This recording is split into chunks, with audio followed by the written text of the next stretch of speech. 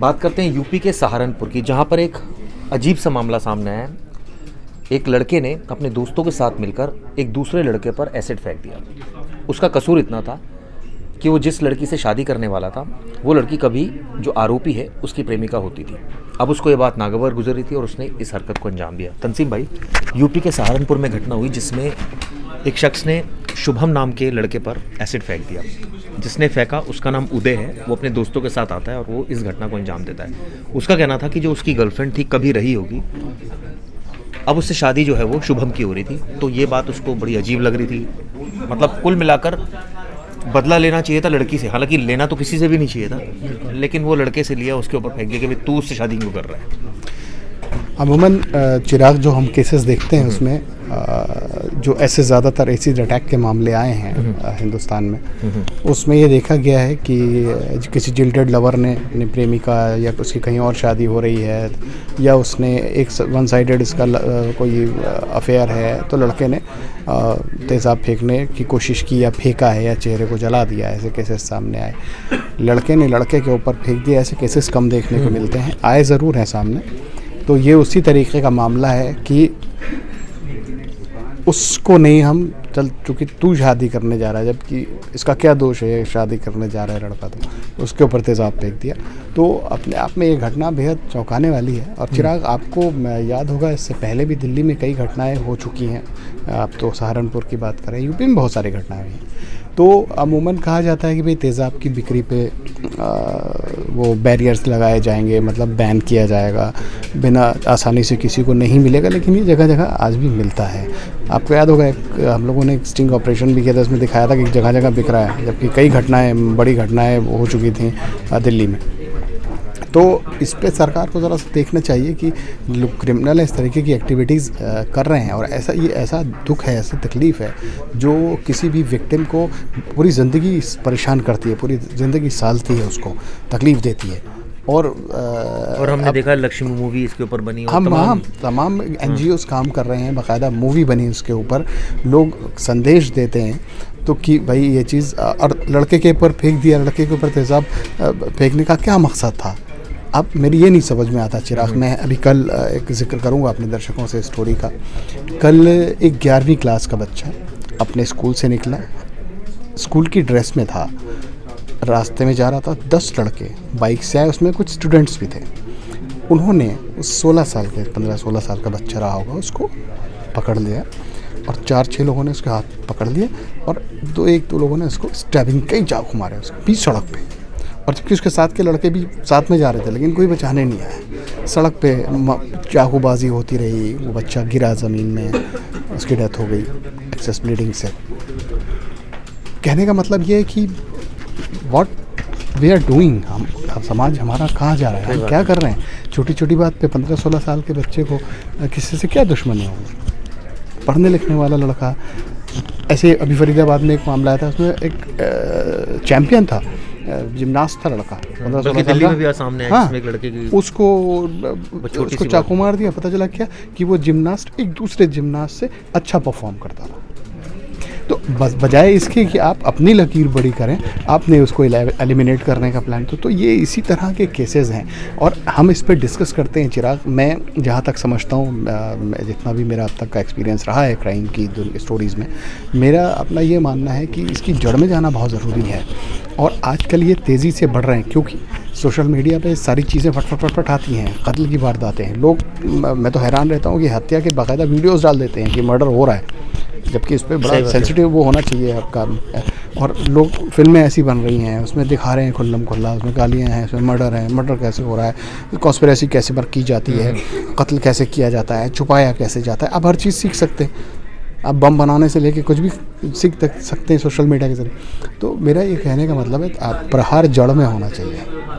ये घटना हो गई, इस पर हम चर्चा करें, ये मुझे लगता है कि बहुत मुनासिब नहीं होगा। ठीक है, घटना हुई है, वो बिल्कुल नहीं होनी चाहिए थी, वो मतलब उसकी वो करनी चाहिए हमें सख्ती से, लेकिन कहने का यही मतलब है कि उसकी जड़ में जाने की ज़रूरत है। आप भी सोचिए। लेकिन सवाल ये उठता है ना कि आजकल के यूथ्स सोशल मीडिया पर एक्टिव हैं, इनइक्वालिटी इतनी ज़्यादा देखी जा रही है, उनको रील बनाने का शौक़ है, उनको वारदातें करने के बाद वीडियो डालने का शौक़ है, या ये कहें कि उनकी एक्सपेक्टेशन इतनी हाई है, इतनी छोटी उम्र में बिना काम किए, काम नहीं करना लेकिन एक्सपेक्टेशन बहुत हाई रखी हुई है, काम नहीं करना बस, उसके अलावा क्योंकि वही देख रहे हैं ऑड इवन कि भाई एक अमीर आदमी का बच्चा है तो वो मर्सिडीज से आ रहा है स्कूल, तो ये सारी जो असमानताएं ये कहीं ना कहीं उनके दिमाग पर बहुत ज़्यादा असर डालती है, जिसकी वजह से वो कमा तो पा नहीं रहे, मेहनत तो कर नहीं पा रहे, अब क्या करें, वो ये करते हैं। चिराग, कई केसेस में ऐसा देखा गया है कि महत्वाकांक्षाएं थी, बहुत अमीर बनने के लिए क्राइम करने लगे, लेकिन जो जिसका हम जिक्र कर रहे हैं इसमें अमीर बनना उसके वो चीज़ नहीं आई, वो फिर ईगो वाली बात है। ईगो वाली बात है। उसका मैं आपको बता दूं, लोग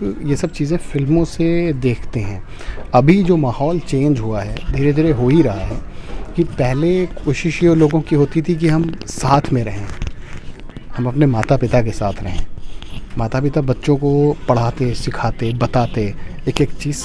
अब क्या है, अब न्यूक्लियर फैमिलीज़ बढ़ रही हैं, माता पिता और ये जो सोशल मीडिया है इसके ज़रिए आप देखिए, घर में अगर 4 लोग हैं तो पिता अलग मोबाइल लिए बैठे हैं, माता जी अलग मोबाइल लिए बैठी हैं, बच्चा अलग मोबाइल लिए बैठा है। आप उससे इंटरेक्ट ही नहीं कर रहे, आप उससे पूछ ही नहीं रहे उसके मन में क्या चल रहा है, उसको क्या परेशानी है, उसको क्या तकलीफ है, क्योंकि उनको अपनी फ्रीडम, अपनी इंजॉयमेंट नज़र आ रही है, इंजॉयमेंट नज़र आ रही है। मेरी सारी जो भूख है वो एक फ़ोन दूर कर रहा है। अब से पहले जब इतना चलन नहीं था फ़ोन का, तो जाहिर है कि एक एक चीज़ पे नज़र रखी जाती थी। यहाँ तक कि आप टीवी पे लेट नाइट शो देख रहे हैं तो वो भी आपके माँ बाप को पता होता था, वो उसको कंडम करते थे, आप उसको बोलते थे कि ये दिस इज़ नॉट ओके। आप इतनी देर तक, अब क्या है, बच्चा मोबाइल लिए रात भर 3-3 बजे तक, 4-4 बजे तक, जाने क्या क्या देख रहा है, उस पर बैरियर तो है नहीं, कुछ भी देख रहा है, वो तो एक खुला हुआ समंदर है, उसमें कितनी सारी चीज़ें हैं, कुछ भी देख सकता है, उसमें एक शब्द टाइप करिए आ जाएगा। तो मेरा चिराग कहने का मतलब ये है कि थोड़ा सा अपनों को टाइम दीजिए। ये अपब्रिंगिंग का सवाल है। बच्चा जो बड़ा हो रहा है, जिन बच्चों ने मर्डर किया कल, 16 साल के 15 साल के बच्चे का, जिन्होंने एसिड भी फेंका, जो भी हम जिक्र कर रहे हैं, तो जो इन लोगों को क्या माता पिता ने बताया नहीं होगा कि ये गलत है, ये सही है, ऐसा नहीं करते। मैं अपनी बात करूँ, मैं आपकी बात करूँ, मैंने आपको कभी किसी को नहीं देखा कि आप किसी को थप्पड़ मार रहे हैं, किसी को गुस्सा कर रहे हैं। आया भाई, कई बार हुआ, हमारी गाड़ी से किसी ने पीछे से गाड़ी टच कर दी, तुमने कोई बात नहीं है, गाड़ी है, सड़क पे चलती है, होती है, 100-200-500 रुपये लगेंगे, ठीक हो जाएगा। हम उसे थप्पड़ मारने लगे उतर के, चाकू मार दे उतर के लगे, ऐसा नहीं है ना, क्योंकि हमें सिखाया गया, हमें बताया गया, हमारे टीचर्स ने, हमारे स्कूल में, हमारे माता पिता ने, हमारे भाई बहन, रिश्तेदारों ने, दोस्तों ने, कि हाउ टू बिहेव, कैसे करना है, आपको गुस्सा नहीं करना अननेसेसरली। ठीक है, गुस्सा सबको आता है, लेकिन गुस्से में आप किसी की जान नहीं ले सकते, किसी की ज़िंदगी नहीं बर्बाद कर सकते। गुस्से को जाहिर करने के और भी तरीके हैं, आप वैसे जाहिर करिए अपना गुस्सा, ठीक बात है। लेकिन आप किसी का मर्डर कर दें, किसी को तेज़ाब डाल दीजिए, किसी की आंखें निकाल लीजिए, किसी का सर फोड़ दीजिए, तो दिस इज़ नॉट जस्टिफाइड। और सबसे बड़ी बात है ये जानते हुए कि इसका जो रिपरकशन है वो आपको सजा ही तो गई, खराब हुई, और आपकी भी खराब हो गई।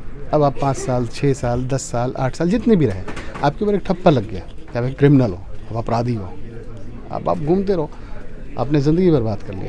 तो कहने का मतलब ये है कि इसकी जड़ में जाना ज़रूरी है।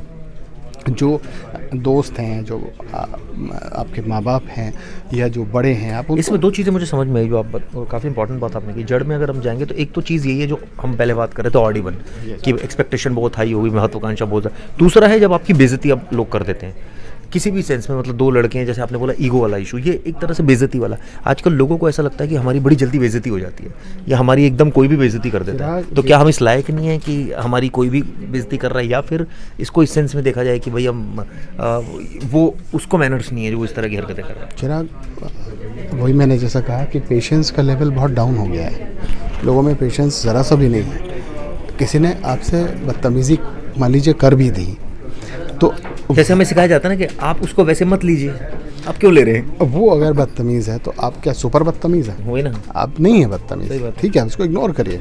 एक हद तक आपको बहुत ज़्यादा बदतमीज़ी लग रही है कि वो एकदम उतारू हो गया है, तो you can take the help of police personnels. आपके पास जरिया है ना, हमें कोई मारने में उतारू है, हम क्या करेंगे, अपनी जान बचाएंगे, पुलिस में कंप्लेंट करेंगे, उठा के लठ उसे थोड़ी ना मारने लगेंगे कि पत्थर मार देंगे मर जाए वो। तो ये अब अलग अलग तरीक़े हैं अपने आप को उस सिचुएशन से बचाने के।